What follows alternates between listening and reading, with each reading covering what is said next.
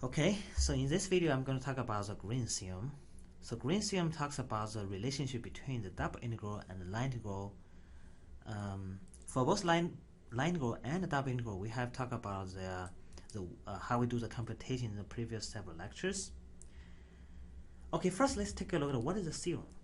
Okay, the green theorem says this is what the green theorem says. It's pretty long, but I'm going to explain the key meanings in the theorem, and also give examples showing how we use the theorem. So hopefully that will give you a better idea later on. So the theorem says, first of all, let R be a closed and bounded region in the x and y plane. So this one says you give a region R which is closed and is bounded region, and in the xy plane, which means this is a two-dimensional in a 2D plane. Okay, so this example shows, for example, here I have xy plane is 2D, and if I give you this area we have, for example, so I give you this arrow, this is inside, this is S, and also this is bounded because you have only small area, and this is closed, which means you don't expand to infinity. Okay, and whose boundary C consists of the infinite many smooth. So the boundary, because it is closed and bounded, so you do have a boundary, C consists of finite many smooth curves. Okay, so finite many smooth curves. And right over here, yes, this one is relatively smooth. Okay, smooth, so it's a smooth one, so it's okay. But you don't want to have something like this. For example, have a region like this. It's still bounded, but it's almost like this. You do have many of this. Yeah, if suppose this is my region, okay, you have non-smooth boundary, which is not okay. Okay, so we do have a smooth boundary, but you could have find many smooth curve, which means you could have a boundary like this, the region like this. But I'm going to jump a little bit. I'm going to jump over here. I'm going over here.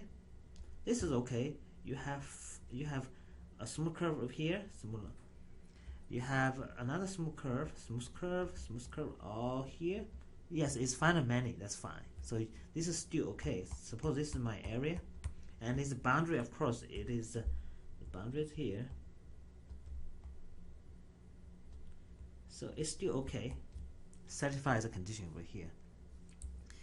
Then it says let f1, f2, this is a function of x and y. Okay, which means for any point over here, I do have f1 xy and f2 xy.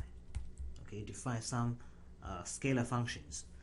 They are functions that are continuous and have continuous partial derivatives of partial f1 over partial y and partial f2 over partial x.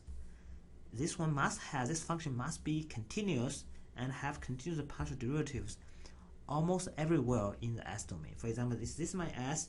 This one, at any point over here, I can find a partial f2 over partial y, and also partial f1 and partial x. It always exists. Okay, that's the condition. Okay, do the opposite. It should have partial 1 over partial x. Okay, this is partial y.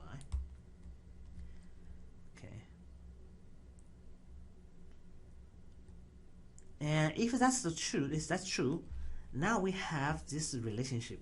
It's a double integration of partial f2 over partial x minus this. Remember, this is minus partial f1 over partial y over the region of S. This exact region we're talking about. This is the region S. Okay, which is equal to the line integral. This one says is here, which is equivalent to this form. Okay, let's talk about just this form. It's line integral of this f. So this f vector is nothing but f1, f2. So you put this as f, which is f1 xy and f2 xy. So this is a vector, function. So it's f dot dr, and r is the boundary. So it's defined by the boundary. We'll talk about direction because you have two different directions for the curve. We'll talk about later on. Okay, so. And here's this line is a closed line because we're going to talk about the boundaries, because it's closed area, so your boundary will be closed as well. Okay, so the line integral computes the integration along the boundary C in the sense, let's talk about direction, which direction I'll talk about for the curve. Okay, S is on the left as we advanced in the direction of integration. Okay, so what does this mean? For example, if I have, could have for the boundaries, I could have two directions. Okay, one is I'm going to do a counterclockwise direction, or I do clockwise direction, which is blue is counterclockwise. This arrow talks about the counterclockwise direction, and red is the clockwise direction. So which one is correct? Which one should I go? Okay, let's say this says the boundary S, which means the region, has to be on the left as we advance in the direction of the integration. So if I advance, if I'm moving along this direction, so yes, this S is to my left because I'm moving this. Though to my left is S, right? Is I'm doing S.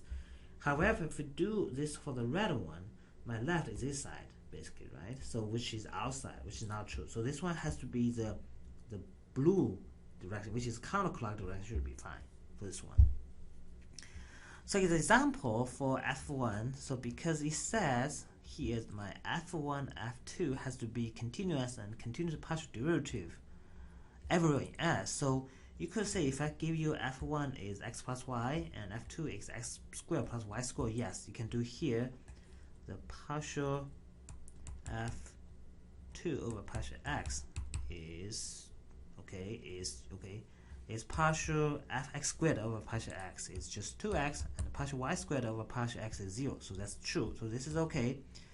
This is continuous, and also the has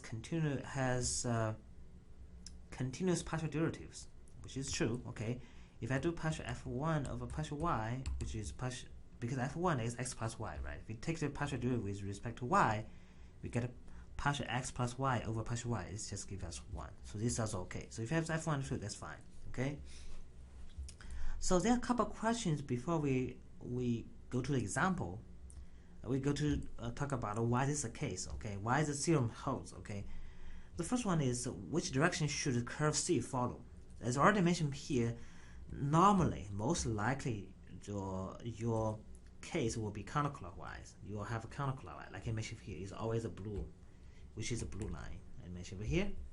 Because if you do the counterclockwise, is your left will be outside, will not be the region S. The second question is, why do we care about the theorem, right? Because this theorem sounds really complicated. Why do I have to do this?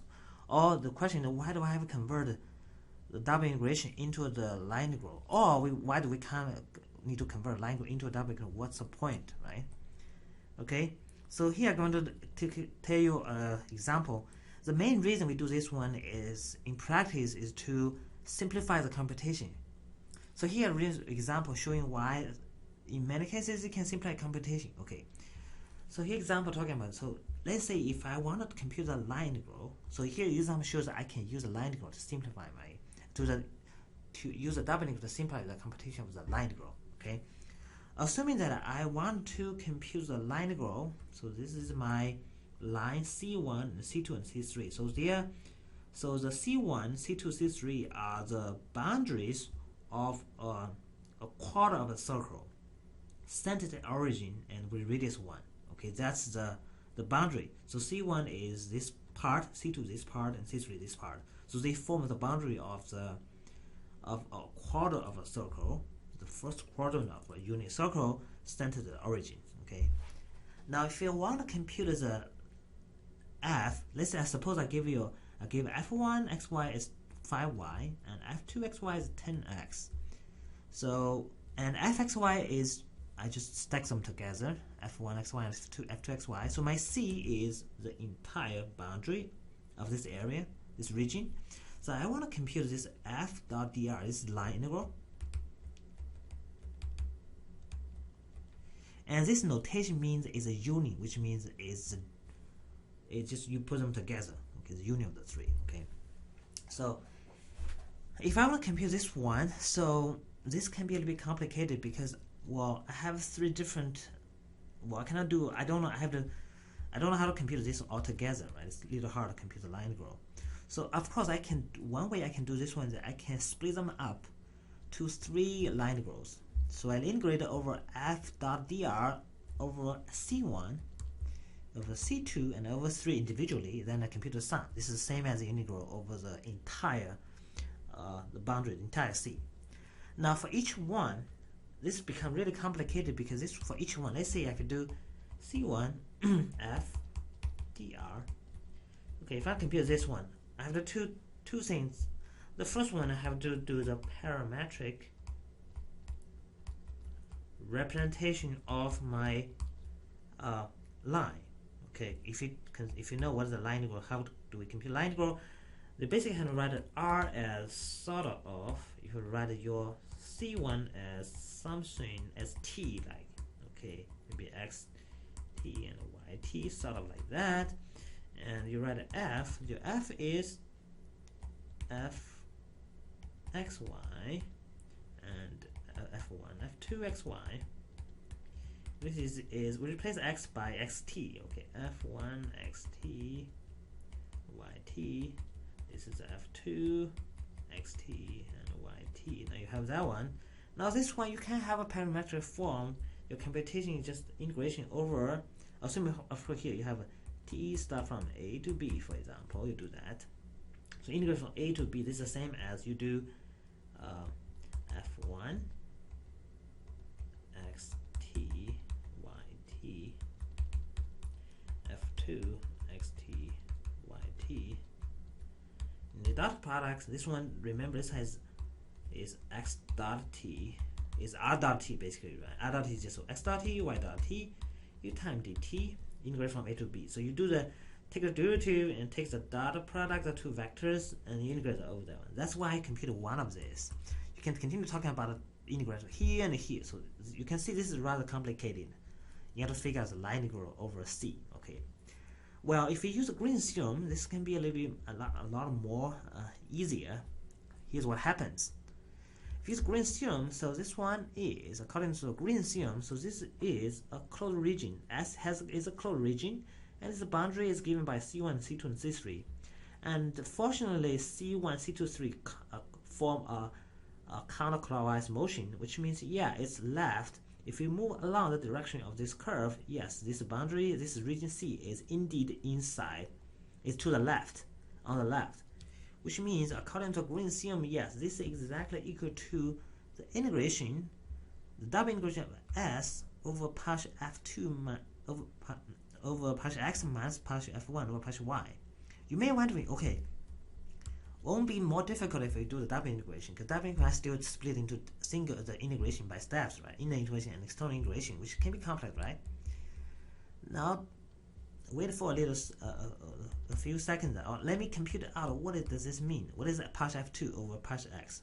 So F2 is 10x, which is partial 10x over partial X, minus F1 is 5y over here, so which is partial 5y over partial y, so I have dx dy.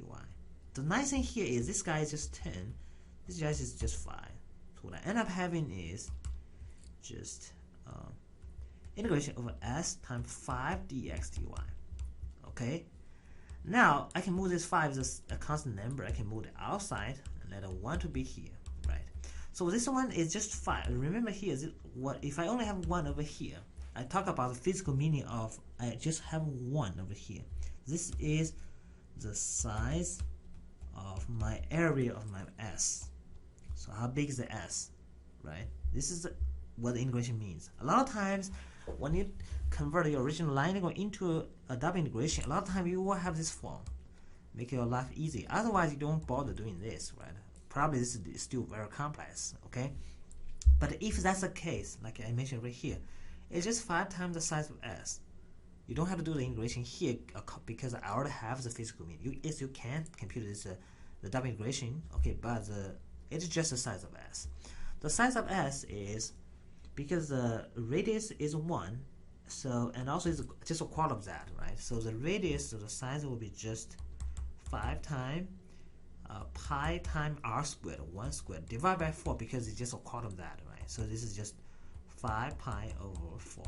That's it. So you don't have to compute all three. What you have is just this 5 power over 4. Okay.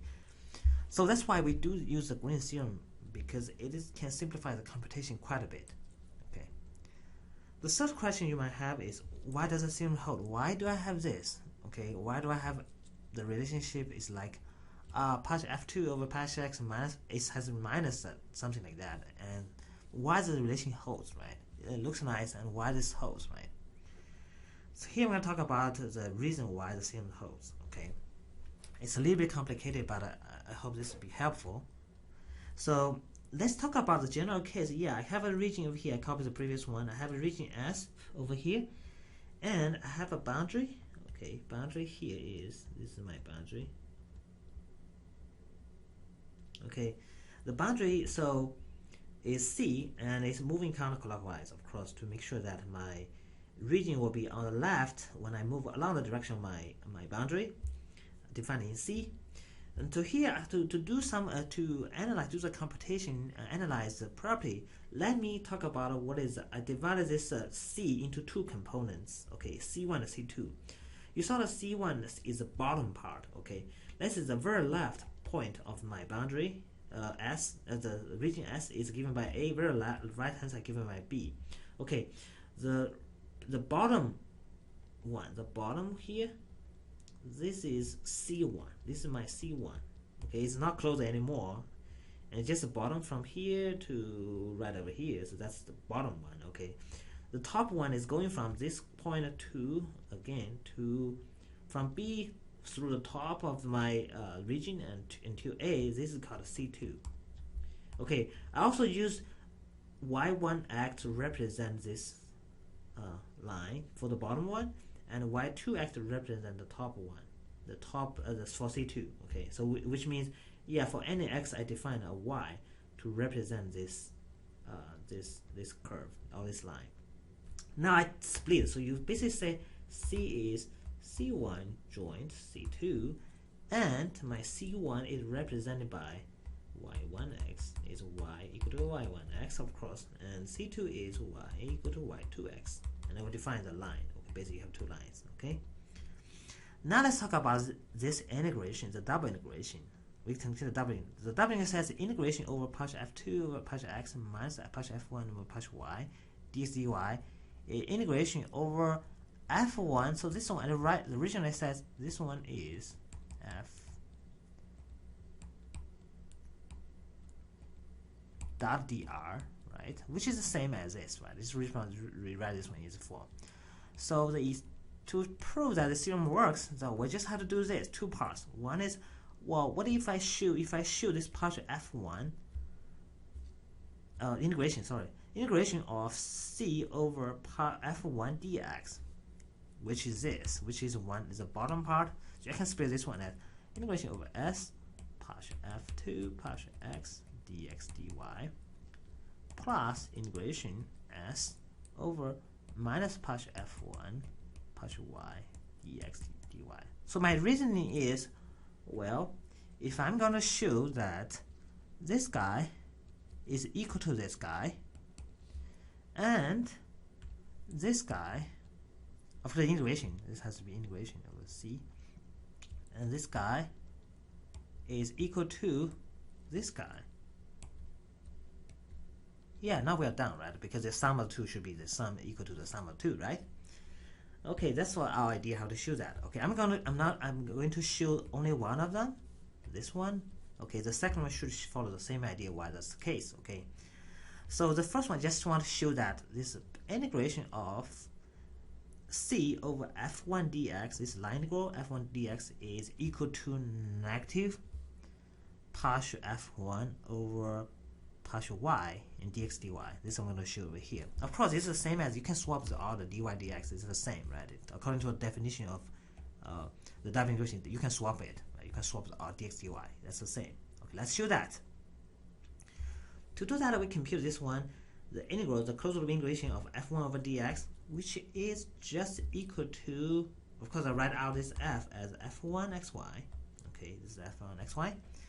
So now I'm going to split this one. Now I'm start to split. I split this as C because I defined the C as C1 and C2 over here. So I'm going to split here as C1 and plus C2 because C is C1 plus C2. Okay. The difference over here is I replace this differently. Now pay attention to this. Now I do have F1 1 and Y2. The reason for C1 C2 is different. For C1 is bottom one, so it's defined by Y1x, not by defined by Y2x. And for C2, it's Y defined by Y2x, as I mentioned over here. So that's why we replace it. Don't replace the same one. If you do that one, it's the same as I do integration over A to B, because C1 you start from A to B, right? That's the very left is A, very right is B, of x is B. So you integrate from A to B, and F1 x d x y, we copy everything over here, just replace C1 by A to integrate from A to B. Now here, differently, this one has to be from B to A because C2 is defined by starting from the right hand side and to the left. So C2 has to integrate from B to A. Okay.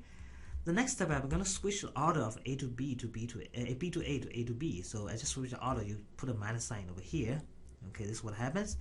After that, I'm going to put everything together, put both together. Is integrate from A to B of F1 x y x y1x minus F1 x y2. The only difference is they are different y's. Okay.